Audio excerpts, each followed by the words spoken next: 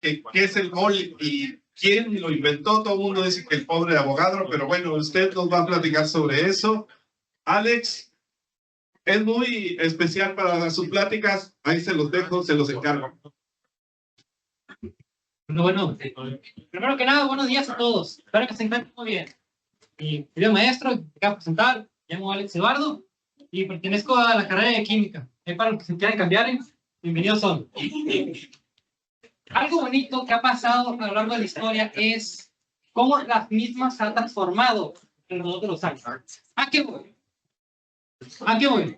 Lo que pasa es que como no hay evidencia científica o papel escrito que diga que ocurrió algo, es difícil saber si ocurrió. Ellos es necesaria la evidencia. Y entre ellos se encuentra el mol. Algo que es para nosotros muy importante, se puede decir, una de las herramientas imprescindibles de la química. Y aquí vamos a hablar un poco de cómo se puede desarrollando. Pero antes que nada es importante destacar que este día es algo muy especial para nosotros, ya que se conmemora el Día del Mol. Pero ojo, a pesar de que esta no es una efeméride oficial, o prácticamente es una fiesta clandestina por parte de los químicos, fue algo que se originó en Estados Unidos. Fue tan popular, pues es algo muy importante para nosotros, que todo el mundo lo celebramos a nivel mundial. Importante destacar que se celebra el día 23 de octubre, desde las 6:02 de la mañana hasta las 6:02 de la tarde. ¿Por qué ocurre eso? Haciendo alusión a los números de Avogadro. 6.02, el mismo base, por 10, que es el mes de octubre, a la 23, el número 23 de octubre. Pregunta de exámenes que aprovechen. Hay que poner la vida en sus exámenes. No, parece broma, pero es en serio. Adelante. Para ello es importante enclarecer ciertas cosas. ¿Qué es el mol? Para ustedes, ¿qué viene siendo el mol? Perdóname. ¿Qué puede decir? Puede leer si quieren. ¿Quién sabe si está bien? Unidad de medida, muy bien. ¿Pero qué viene midiendo el mol? Copa, tú dime. ¿La cantidad de qué? Masa. Y materia. Cantidad de sustancia. Por ahí atrás, por ejemplo. Copa, que tiene el cartel. ¿Qué es el mol?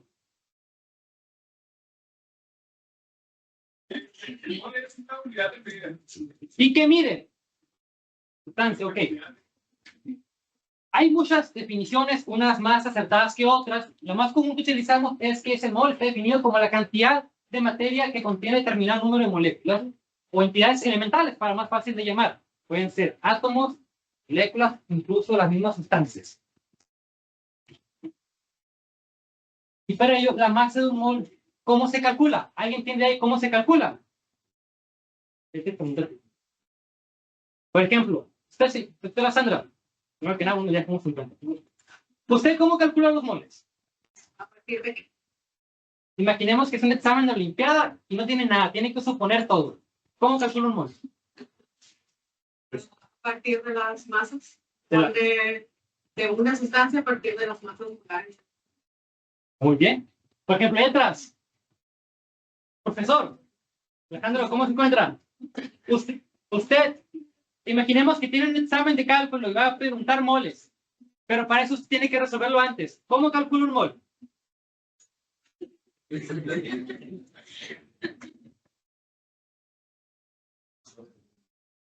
No pasa nada, gracias. Compañero, ¿tú cómo lo calcularías? Sí, te voy con. Sí. Ni idea. Okay. Hay muchas formas dependiendo de qué datos obtengamos, porque puede venir de ecuaciones muy avanzadas, de constantes, o de una forma que nos guste llamarla bonita. Estamos entre peso molecular. Muy bonita de ver. Pero la masa de un mol equivale a la masa atómica molecular expresada en gramos. Para ello, viene algo muy importante, que es la cereza de nuestro pastelito, el número de Avogadro, que viene siendo una constante que representa la cantidad de moléculas o especies químicas que se encuentra en un solo mol de la sustancia que nos interesa. Ahora bien, ¿qué número viene siendo? Es famosísimo por todas partes. Compañero, me acabo de olvidar. El número de Avogadro, ¿cómo lo conoces tú? Sí. Te preguntan, por ejemplo, dime el número de Avogadro. NA. ¿Qué valor pondrías? Compañero. Aproximado, claro que sí. Es decir, un 6.022, la forma más redondeada aproximada con 23 ceros. Después, muy feo. ¿Qué ocurre eso? ¿Cómo se obtiene? Es una cuestión interesante, ya que podemos partirlo muchos experimentos de cálculo. La cuestión es, ¿cómo fue que se calculó por primera vez? ¿Alguien tiene alguna hipótesis de eso? ¿No? Por ejemplo, muchachita de gorra, y a ti. Por ejemplo, sí, compañero, ¿cómo lo calcularías? ¿O qué utilizarías para determinar cuántas entidades elementales se encuentran en un módulo? Depende de este midiendo si es un gas, o 322.4 litros. Y si es un material sólido, de la cantidad de los átomos, pero de la película. Pues es un muy buen argumento. ¿Neta? ¿Por qué? La forma más fácil, y de hecho con la forma en cómo se empezó, fue a partir de gases, porque es más fácil de estudiar, gases monótonos. Y para ello nos remontamos desde la época de John Dalton, donde prácticamente se puede decir que empezó la química moderna. Con su postulado de la combinación química ocurre por la unión de los átomos de los elementos en razones numéricas simples. ¿Qué quiere decir eso? Que prácticamente nos da la opción ya empezar a formular la redundancia, las fórmulas químicas de nuestras sustancias. Que el H2O es el agua, tiene una sola molécula, tiene 2 átomos de hidrógeno y 1 de oxígeno. Otra vez, y no 3 medios un cuarto. Nada de eso, en números simples. Y de ese argumento viene nuestro querido amigo Joseph Gale-Lussac. Joseph Louis Gale-Lussac. Louis. I mean, I speak English. Es francés. El cual su postulado nos menciona que los volúmenes de los gases medidos a temperatura y presión constantes que se usan o producen en una reacción química son prácticamente iguales. ¿Qué quiere decir? A condiciones normales, temperatura y presión, tenemos la misma cantidad de sustancias, pero no sabe todavía qué número era. Poco a poco cómo fue desarrollando. Pero ya tenía desde entonces una noción de qué estaba ocurriendo. Viene prácticamente el nombre de la persona que se cree que lo creó, Amadeo Avogadro. Su hipótesis, aunque no la pudo fundamental como marca la ley, que los volúmenes iguales de gases diferentes bajo las mismas condiciones de temperatura y presión contienen el mismo número de partículas. ¿A qué está eso? Más de lo que dijo Gale-Lussac, de que en la misma condición, el mismo volumen, temperatura y presión, hay ese algo, esa cantidad de algo, ese sería átomo, no solo no con esa palabra, pero no se ven cuántos, pero se ven que era una constante, que se repetía ese mismo valor, que con el tiempo se va a desarrollar. Pero ojo, insisto, él no fue quien lo descubrió, no fue quien dijo, este número es. Empezó la hipótesis, ojo, aquí está pasando algo, hay que empezar a desarrollar. Tiempo, los trabajos de Stanislao Cannizzaro, instalación de hipótesis de Avogadro y la ley de volúmenes, que mencionó nuestro querido amigo Louis Gale-Lussac, en el cual él, su trabajo, ya puede determinar cómo se está formando lo que es la radiación del agua. ¿No que no? Sí que no, conforme el agua. Esta está proporcionando lo que es la condición de proporciones múltiples. ¿Qué va con eso? Que con el tiempo se están dando cuenta que conforme como pasan los experimentos, se están dando en números constantes. Ese número que no se encuentra, esa variable que realmente es una incógnita, se concentra, uno se encuentra, pero ya se sabe su existencia. Y con sus trabajos, observan, son muchas personas distintas, distintos años, épocas del tiempo, que se están llegando a la misma hipótesis, pero uno concretan algo. No sé, es completo. ¿Me escuchan ahora? Gracias. ¿Qué pasa? Con los trabajos de August Frisch Horstmann y de Wilhelm Ostwald, ocurre que cada vez se acercan más al concepto de mol. ¿Cómo está el primer acercamiento? Pues Agus calculó por primera vez el número de partículas en un centímetro cúbico de gas. Que ojo, ¿cuál gas creen que sería? Lo más fácil de ver. Gas noble. Un gas noble. ¿Por qué un gas noble? Tiene la peculiaridad de que no se suelen mezclar. Puede. Miremos que en el regalo le enseñó.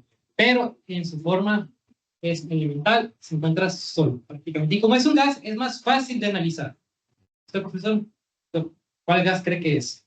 Pues 5.865 no fue un gas noble. ¿En qué año se descubrieron? Después, esa todavía no se había publicado la tabla de Mendeleev.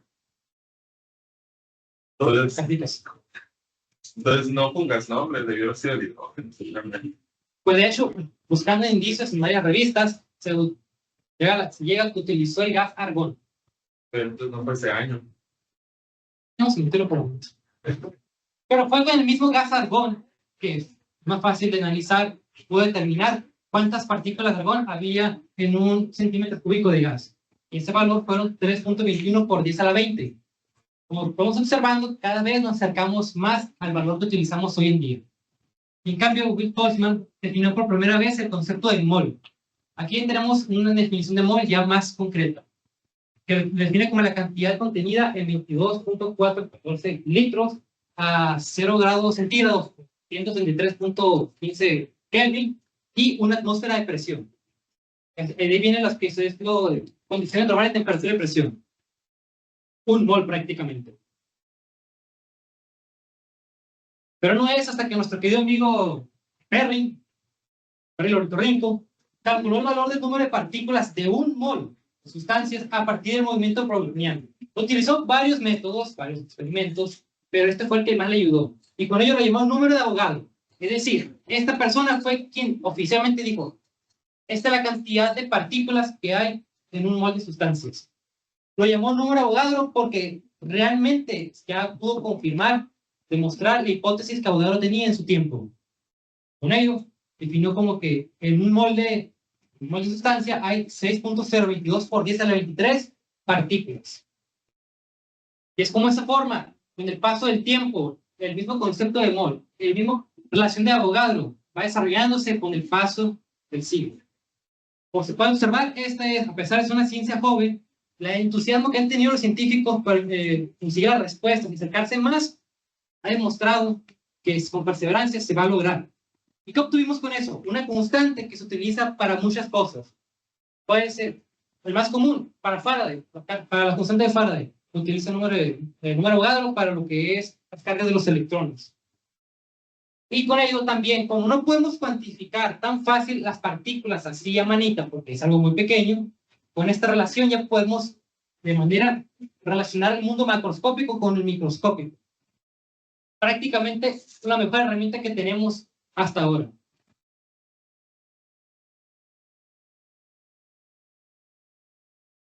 Esto es todo por hoy. Muchas gracias. ¿Una pregunta?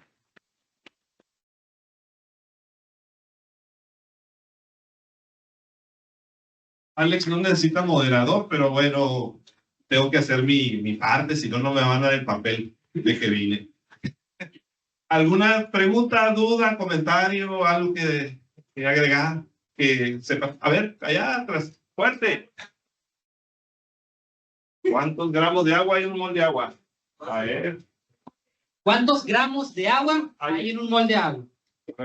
Vamos a suponer, vamos a partir de muchas formas. Vamos a utilizar la fórmula del mol, la tradicional. Un mol, bueno, gramos entre el peso molecular. El peso molecular del agua viene siendo H2O, dos moléculas, dos átomos de hidrógeno y un oxígeno. 16 más 2, 18. Ese 18 que está dividiendo lo pasamos multiplicando, que es 1. Es decir, en un mol de agua hay 18 gramos de esa misma.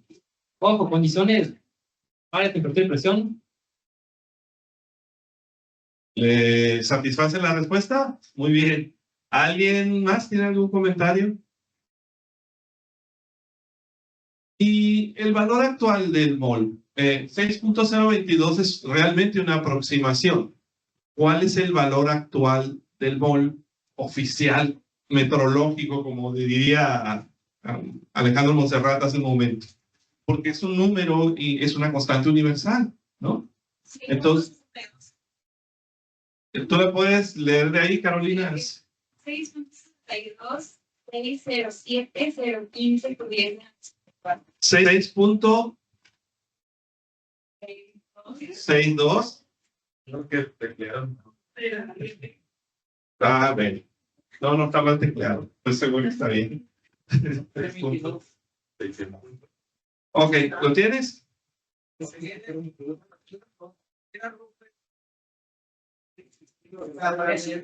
Es un gas que...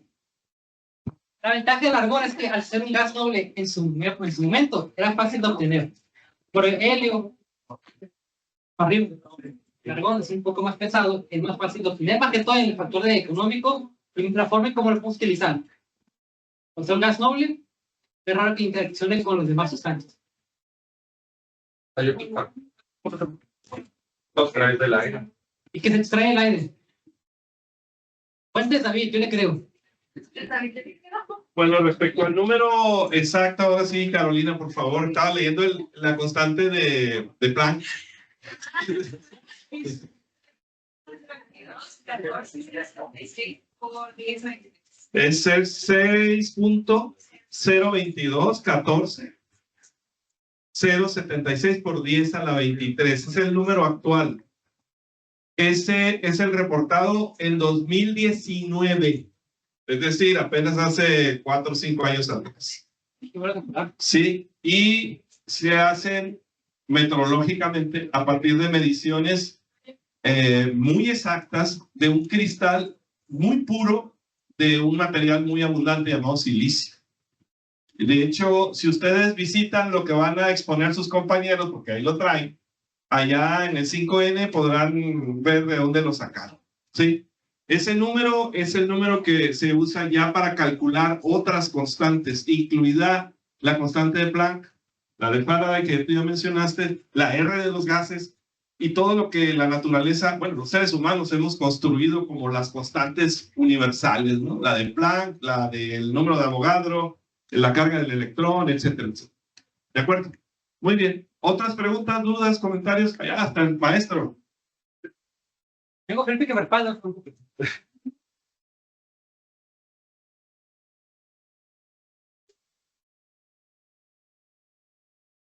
Es un invento.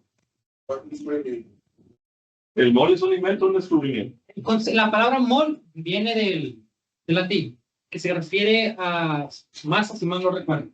Su diminutivo, que viene siendo moléculas, son chiquitas. Pero entonces, usted utilizaba la palabra mol, que es del latín. Pero el mol que utilizamos hoy en día como la cantidad de, como viendo las sustancias, es algo nuevo que se empezó a utilizar con... Permíteme. El nombre de mi compadre es un... Perry. No, antes. Oxford. Sí, Oswald. Él fue el que empezó a utilizar la palabra mol como que, ojo, es la cantidad de sustancias que hay en las condiciones normales de temperatura y presión. Así que es, más que todo un descubrimiento, es un cimiento. Se postuló. Más que un invento, más que un descubrimiento, es una postulación de que se inventó. Eso es el mol. Así. ¿Le puedo decir? A ver, David, ¿quiere comentar? Así. El mol tal cual, no. Porque el mol es más que todo un concepto. Se refiere a que esta es la cantidad de sustancias. Como si fueran centímetros o más que todo una unidad de medida. O sea, A lo que se refiere el maestro quizás sea la carga del electrón es la carga del electrón. Y esa va a seguir siendo universal. El número de Avogadro, como tal, parece ser, de acuerdo a lo que usted, a lo que dice Alex, una medición conveniente. Pero en ese sentido, el concepto de mol es simple y sencillamente agrupar un número de partículas para que puedas manejarlo. Y es la docena del químico, le decimos. En lugar de usar 12, usamos este numerote que leyó Carolina. Y sí, es en realidad puedo decirle yo, un invento necesario y que obviamente bajo ciertas condiciones se pudo establecer y se llegó al acuerdo. Porque se tuvieron que definir el volumen, por ejemplo, de Oswald, 22.4 litros a 0 grados de una atmósfera. Esas son las condiciones. Entonces, ese es un argumento conveniente. Es decir, estas son las condiciones experimentales que definen el mol, por lo tanto lo estoy inventando. Pero, ¿podría haber sido cualquier otro número? Sí, sí pudo haber sido cualquier otro número. Pero también tiene que ver con los pesos atómicos, que es lo que quiere decir David, yo creo. Es muy interesante su pregunta, ¿invento o descubrimiento? ¿Es de la naturaleza el mol o lo crearon los seres humanos? Bueno, la primera es, te voy a preguntar, Felipe, ¿el mol es unidad o magnitud? Para empezar, porque creo que eso puede ayudar a contestar la duda que tienen. Magnitud o unidad. Para empezar a comprender definir la diferencia entre magnitud y unidad. Pues, unidad.